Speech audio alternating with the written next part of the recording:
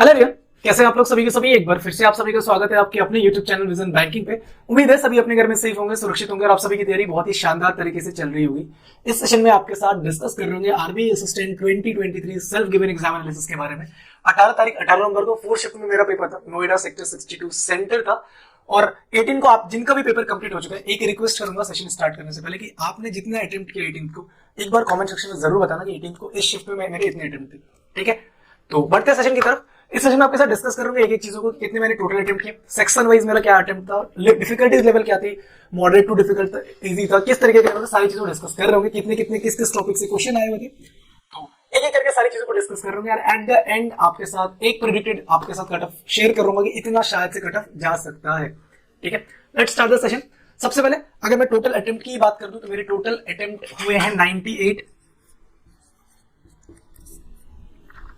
ठीक है, section wise attempt की बात करोगे तो मेरे इंग्लिश में किया 30 अटेम्प्ट, क्वांटिटेटिव एप्टीट्यूड में मेरे सबसे कम हुए, दैट इज 33 अटेम्प्ट हुए, और 35 मैंने अटेम्प्ट किया आपके रीजनिंग सेक्शन में। अब कहां पे मेरे क्वांटिटेटिव एप्टीट्यूड के 2 क्वेश्चन मिस हो गए। आप पूछोगे सर आप ही के 2 छूट गए, यार आप तो पढ़ाते हो ना, आपके 2 क्वेश्चन कैसे मिस हो गए, मैं बताता हूँ क्या हुआ। ठीक है, सबसे पहले इंग्लिश की बात करते हैं। बहुत सिंपल सा एक रीडिंग कॉम्प्रिहेंशन गिवन था जिसके 10 क्वेश्चन थे। एक स्टोरी बेस्ड, मतलब एक स्टोरी थी जिसपे आराम से एक किंग था और एक उसका वाइज मिनिस्टर होता है और एक उसमें पेंटर आता है। पेंटर किसी दूसरे जिसके साथ उसकी एनिमिटी थी जिसके साथ किंग के किसी दूसरे किंग के पास से आया हुआ था और वहां पे वो सारी चीजें उसके बारे में जानने की कोशिश कर रहा था। इसी में बेस्ड एक स्टोरी बेस्ड रीडिंग कॉम्प्रिहेंशन था, बहुत ही इजी सा 10 क्वेश्चन आप आराम से कर लेके हो जाएंगे। ठीक है, फिर थे आपके 10 क्वेश्चन शफल, 5 क्वेश्चन थे मतलब आपके वर्ड शफल करने वाले। ए को डी के साथ सफल कर दूं, बी को सी के साथ कर दूं, कुछ इस तरीके से, और वो भी बहुत सिंपल मतलब एक बार पढ़ने के बाद हम जनरली क्या करते हैं उस टाइप के क्वेश्चन को ऑप्शन के थ्रू बनाते हैं, लेकिन आप वो स्टेटमेंट पढ़ते ना तो आप बिना ऑप्शन पढ़े आप बता देते कि कहां पे क्या चेंजेस हो रखी थी। ये 15 क्वेश्चन बहुत इजी। फिर आपका था पैराजम्बल नहीं था, आपका सेंटेंस में A B C D given था और वो किस तरीके से रीअरेंज होगा जिससे कि मतलब मीनिंगफुल सेंटेंस बन पाएगा, वो क्वेश्चन था। उससे 5 क्वेश्चन, मतलब ये 20 क्वेश्चन आपके इंग्लिश में ऐसे थे जो आप आराम से प्यार से 100% एक्यूरेसी के साथ बना के आ जाओगे। आरसी में जो आपका वर्ड थे, 2 वर्ड थे, एक तो था मेरे को याद है इमेज, मतलब ऐसा था कि जो पेंटर था ना उसकी सामान चोरी हो गई थी, तो उसका मतलब किंग ने सोचा कि अगर सामान चोरी हो गई तो हमारी जो स्टेट है उसका इमेज कितना क्या बन जाएगा। पूछ रहा था कि ऑप्शंस गिवन थे कि इसमें से बता दो कि क्या इसका मीनिंगफुल, मतलब आप किससे रिलेट कर रहे हैं, अप्रोप्रिएट वर्ड क्या, तो रेपुटेशन इसका आ रहा था इमेज का, और एक वर्ड क्या था मेरे को एग्जैक्टली याद नहीं आ रहा। ठीक है, ये 20 क्वेश्चन आप बड़ी आराम से कर सकते थे। एक आपका था एक किसी लड़के के बारे में था, मतलब वो ओलंपिक खेलना चाह रहा है, 5 क्वेश्चन 6 क्वेश्चन थे उसमें, वो भी क्वेश्चन में आप 6 में से 5 तो आप आराम से बना के आ जाओगे। 16 क्वेश्चन 26 क्वेश्चन हो गए आपके, 5 थे शायद 25 मान लो, और 5 क्वेश्चन में आपके 3 क्वेश्चन मिसिंग, मतलब वो आपका एरर डिफाइन करने का था, और फिर 2 क्वेश्चन आपके थे, था 2 क्वेश्चन फ्रेजल चेंजेस था, मतलब फ्रेजेस को कैसे फ्रेजल रिप्लेसमेंट था, तो वो 2 क्वेश्चन थे। मतलब 30 क्वेश्चन में से अगर आप बहुत कितने भी वीक हो ना, आप 25 क्वेश्चन तो आराम से करके होगे, इतना इजी सा लेवल था। 25 तो आराम से करके होगे, कितने भी वीक हो, मैं तब बात कर रहा हूं। जिनकी इंग्लिश बहुत अच्छी है ना, वो 10-12 मिनट के अंदर इस पेपर को निपटा के घर बैठ के होंगे। ठीक है, नेक्स्ट बात करते हैं क्वांटिटेटिव एप्टीट्यूड की। क्वांटिटेटिव एप्टीट्यूड में मेरे अटेम्प्ट 33। सबसे पहले क्या क्या था एक बार डिस्कस कर लेते हैं। सिंप्लीफिकेशन के 15 क्वेश्चन मेरे को लगा था, 10 से तो ज्यादा ही था, 15 क्वेश्चन के आसपास था। 15 क्वेश्चन सिंप्लीफिकेशन का था, 5 क्वेश्चन मिसिंग नंबर सीरीज का था। मिसिंग नंबर सीरीज में तो 2 में तो 1 लगा था। एक का लॉजिक क्या था, multiply by 2 + 1, multiply by 2 + 2, multiply by 2 + 3, multiply by 2 + 4, इस तरीके से चलती जा रही थी। एक में डिफरेंस का था, मतलब 2, 4, 6, 8, 10 इस तरीके से डिफरेंस होता था, 43, 47, 53 कुछ इस तरीके का डिफरेंस था। एक आपका था divided by 2 - 2, divided by 2 - 2, divided by 2 - 2, इस तरीके से वैल्यू चल रही थी। और 2 का लॉजिक फिर से वो चीज हिट नहीं कर रही है, बट 5 क्वेश्चन थे, 20 क्वेश्चन स्पीड मैथ से थे, आराम से डूएबल। 15 क्वेश्चन सिंप्लीफिकेशन आप आराम से 3 मिनट के अंदर बना देते थे, इतने इजी थे। कुछ तो मैं आपको बता सकता हूं। एक क्वेश्चन क्या था कि 25 प्लस रूट में 324, ठीक है, इधर कितना था 17, ठीक है, इधर गिवन है 30 प्लस का क्या एक्स की वैल्यू क्या आएगी। अब सीधे सीधे 43 प्लस का 17 60 आ 30 है तो 30 आएगा। तो बहुत इजी लेवल के आपके पास सिंप्लीफिकेशन भी थे। डेटा इंटरप्रिटेशन के 5 क्वेश्चन थे, किस तरीके से था, ए बी सी 3 शॉप्स थे, Monday Tuesday Wednesday Sunday Monday Tuesday का डेटा गिवन था, और उसमें बता रखा था कि कितने कितने डिस्काउंट दिए। संडे ए ने संडे को 50 रुपए का डिस्काउंट दिया, बी ने 70 रुपए का डिस्काउंट दिया, और कैलकुलेशन मतलब बहुत सिंपल सा बच्चों वाला कैलकुलेशन देके 5 क्वेश्चन वहां पे। 2 क्वेश्चन, एक क्वेश्चन था आपका अर्थमेटिक की बात करें तो 10 क्वेश्चन थे, एक आपका स्पीड टाइम डिस्टेंस था, मतलब पाइपलाइन सिस्टम का था। ए इतने टाइम में फिल कर रहा है, बी इतने टाइम में फिल कर रहा है, सी इतने टाइम में खाली कर रहा है। अगर आधी टंकी पहले से फिल है तो तीनों एक साथ मिलकर टंकी को कितने देर में, बचे हुए टंकी को कितने पार्ट में भर देंगे, कितने टाइम में भर देंगे। एक ये था। एक मेरा जो क्वेश्चन मिस हुआ ना अर्थमेटिक का, वो ये था कि सेमी सर्कल का आपको गिवन था सर्कमफेरेंस। अब मेरे को उस टाइम पे यही नहीं क्लिक हो रहा था कि सेमी सर्कल का सर्कमफेरेंस क्या होता है, वो पाई आर प्लस डी होता है या फिर पाई आर प्लस आर होता है। मेरे को यही कंफ्यूजन था, तो मैंने इसलिए इस क्वेश्चन को अटेम्प्ट नहीं किया। और एक क्वेश्चन था प्रॉब्लम बेस्ड ऑन एजेस पे, जो मेरा फंसा, तो मैंने फिर उसका आंसर मेरे को आ रहा था, बट वो जो मेरे को आंसर लग रहा था, बट वो खुद मेरे को डाउट लग रहा था कि दो ऑप्शन दिख रहे मेरे को हिट करते हुए, तो फिर मैंने उसको स्किप किया।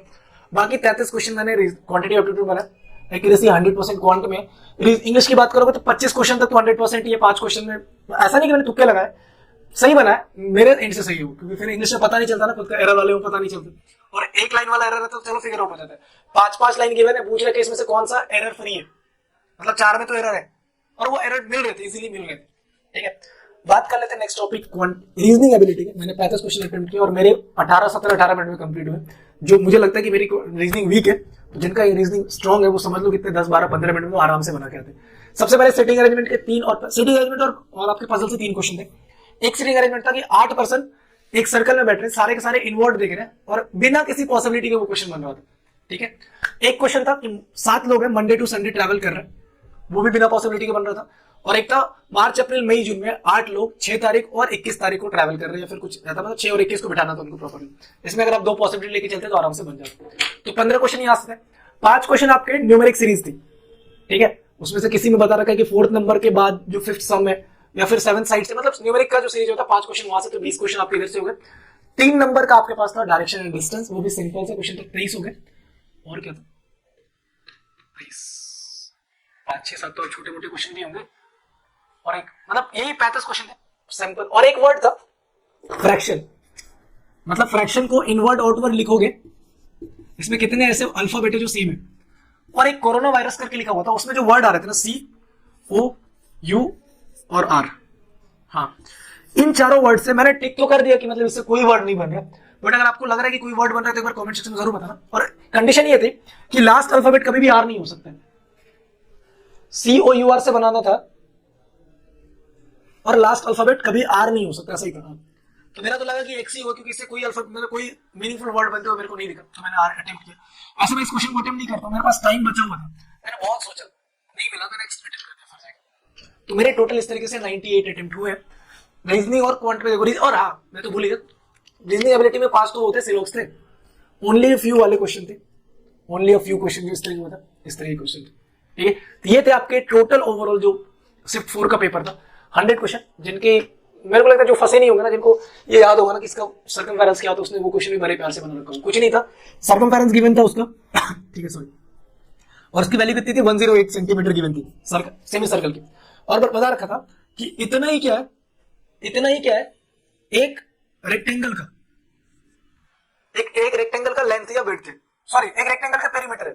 ठीक है, मतलब इसका, और फिर लेंथ अगर R के बराबर है तो विड्थ बता दो, कुछ इस तरीके का क्वेश्चन था। तो यही मेरे को तो ये नहीं क्लियर हुआ, फिर इससे आगे मैं बढ़ ही नहीं पाया। तो ये थी ओवरऑल आपका एनालिसिस, किस तरीके का पेपर आया था। पेपर का लेवल पूछोगे तो बहुत इजी लेवल था, हर सेक्शन आपसे 15-16 मिनट में अंदर आराम से बन जाते, इतने इजी क्वेश्चन थे। तो डेफिनेटली अब बात कर लेते कट ऑफ की। 450 वैकेंसीज है दिल्ली में, मुश्किल से 10 या 11 वैकेंसी जो भी है ना, 10-11 वैकेंसी, 9 या 10 वैकेंसी है। तो आप कट ऑफ मेरे किसी भी सर्कल से हो ना, किसी भी जोन से हो, आप ये तो उम्मीद छोड़ ही दो कि 90 से नीचे कट ऑफ जाएगा। 92 रख लो, कम से कम 92 तो मेरे को लगता है हर सर्कल का जाएगा, हर सर्कल का, हर जोन का 92 प्लस हर जोन का जाने वाला है कट ऑफ। इससे नीचे मेरे को नहीं लगता किसी की बात बनेगी, क्योंकि वैकेंसीज बहुत कम है, पिछले साल से आधी वैकेंसी है। तो जिनका आपको लगता है कि आप इस रेंज में नहीं आ रहे हो, तो डेफिनेटली अभी आपके पास SBI क्लर्क की नोटिफिकेशन है, मेक श्योर आप उस पर फोकसली, मतलब बिल्कुल कॉन्सेंट्रेट होकर उसकी तैयारी करो। अभी से जनवरी में पेपर हो रहा होगा, आप प्रैक्टिस में रैंडम कंटिन्यूसली प्रैक्टिस में, क्योंकि आप बैक टू बैक एग्जाम देते हुए आपको प्रैक्टिस करने की या फिर कॉन्सेप्ट सीखने की जरूरत नहीं है। You just need to focus on your studies and keep practising more and more mock test, है ना। मेरा यही कंसर्न है कि आप मॉक टेस्ट जितनी प्रैक्टिस करोगे ना, ये सारी चीजें उतनी जल्दी बनती चली जाएंगी। आपको लग रहा है कि आपका रीजनिंग बहुत स्ट्रांग है, आप मॉक टेस्ट में ही बस रीजनिंग को अटेम्प्ट करो। अगर आपको लगता है कि आपका क्वांटिटी एप्टीट्यूड वीक है, तो मॉक टेस्ट तो बनाओ ही बनाओ, साथ साथ उसके जो आपका इंडिविजुअल मॉक टेस्ट आता है, मतलब जैसे सेक्शन वाइज मॉक टेस्ट आता है, उसको ज्यादा अटेम्प्ट करो। वहां से आपको स्पीड गेन करनी पड़ेगी। आप ये नहीं सोच सकते कि एक मतलब अटेम्प्ट कर दिया एक सेक्शन को मेरा बहुत ज्यादा है, चलो मैं उससे खींच लूंगा, नहीं। क्लरिकल में आपका एसबीआई के लिए 8,000 वैकेंसीज है ना, लेवल भी उतना ही जाएगा। अगर लेवल मीडियम टू मतलब मॉडरेट टू डिफिकल्ट नहीं आगे इजी टू मॉडरेट है ना, तो कटअप भी उसका भी हाई जाएगा। तो just need to focus on all of your subjects, ताकि और प्री प्लस मेंस साथ साथ तैयारी करो। ऐसा नहीं कि प्री पहले कर लेते हैं, मेंस प्री की बात कर लेंगे, नहीं मिलेगा टाइम। मतलब पिछली बार कितने दिनों का टाइम मिला था, शायद से 12 दिन का टाइम मिला था, शायद 12 या 13 दिन, 10 दिन 11 दिन का। 5 को रिजल्ट आया था, 15 जनवरी को पेपर था, करेक्ट, 10 दिन का टाइम मिला था। इतना ही टाइम आपको इस बार भी मिल रहा होगा, है ना। तो मेक श्योर आप अभी से कंटिन्यूसली तैयारी कर रहे हैं, और अगर चैनल पे नहीं हो तो चैनल को सब्सक्राइब जरूर कर लेना। मिलते हैं नेक्स्ट वीडियो में, till then take care, bye bye, thank you, keep practising more and more, and all the best for your upcoming examination.